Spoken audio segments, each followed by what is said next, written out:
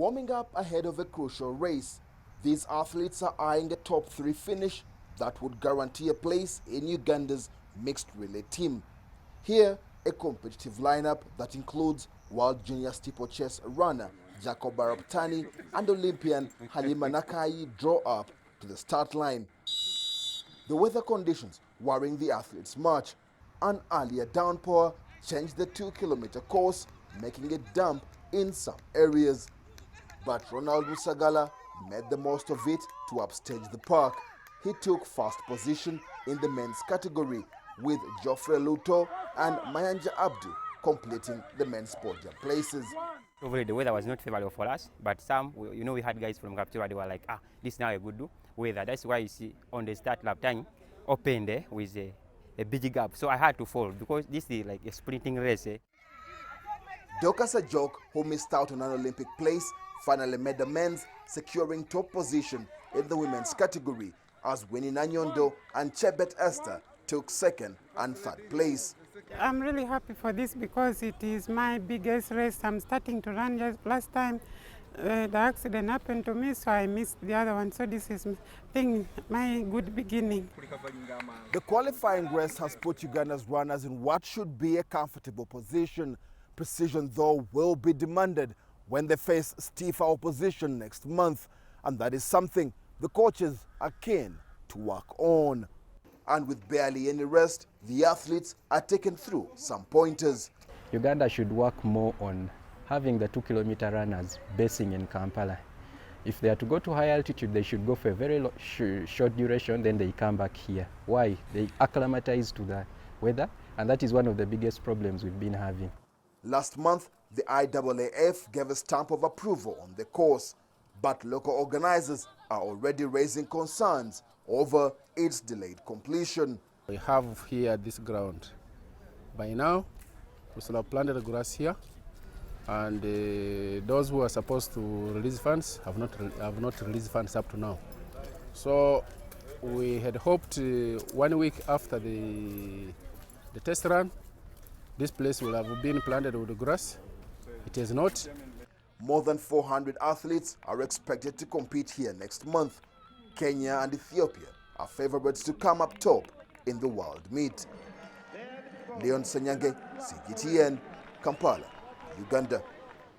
Right, well, we're talking about the World Cross Country Championships, and for more on this, we can now go live to Match Points, CGTN's Leon Ssenyange, who joins us live from Kampala, Uganda. Leon, I guess the big question is, the world is coming to Kampala this coming month. Is the city ready?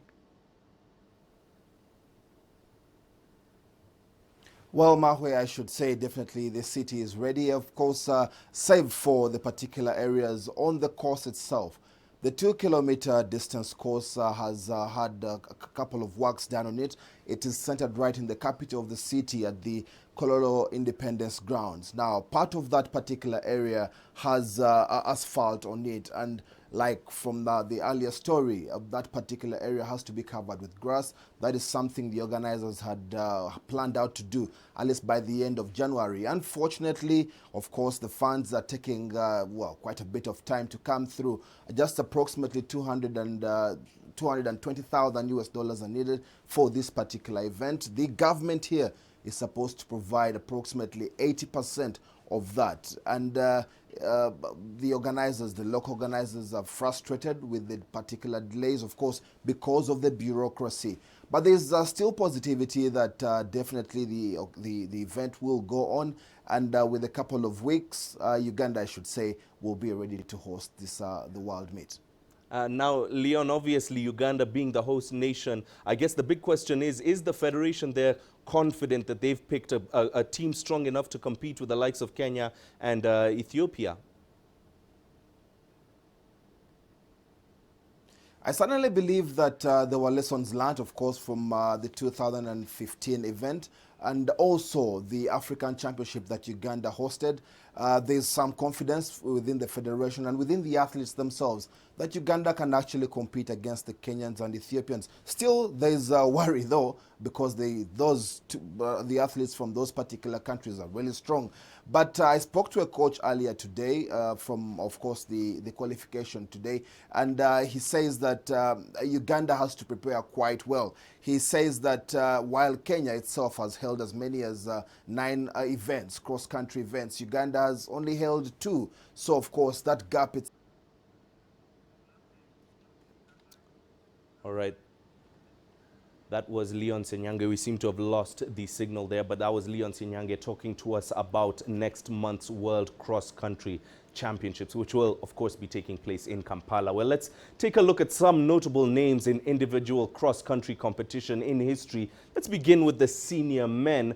John Ngugi won 5 gold medals for Kenya, 4 of those coming between the years of 1986 and 1989. He did return to win his 5th gold medal at the 1992 edition of the competition in Boston. After Ngugi, then came this man, another Kenyan, his compatriot Paul Tergat, who would win 5 consecutive gold medals of the cross-country race, from his first at the 1995 edition in Durham to his last at the 1999 edition in Belfast, Northern Ireland. And one man who is impossible to ignore in cross-country competition is, of course, Ethiopia's Kenenisa Bekele. He's won 6 gold medals, with 5 coming between 2002 and 2006. The long-distance heavyweight is one of the main contributing reasons why Ethiopia have won 10 senior gold medals in the history of the competition, in men's competition, that is. Well, let's look at the women's individual titles.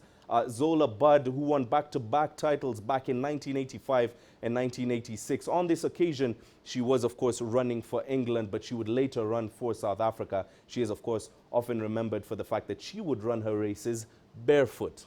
Now, another athlete of note is Tirunesh Dibaba of Ethiopia. To date, she has won 3 gold medals at the cross-country championships. That was in 2005, 2006, and 2008. She has also finished in silver position once and won the junior women's title once back in 2003. She is also the first African athlete to win back-to-back titles, and the only to do so since competition started back in 1973. And finally, Kenya's Emily Chebet. Despite the race becoming a 2-horse race in recent years between Kenya and Ethiopia, she remains the only Kenyan female runner to win 2 gold in the senior women's race. However, note that Chebet is, of course, serving a ban from the sport for 4 years that is effective from July 15th back in 2015.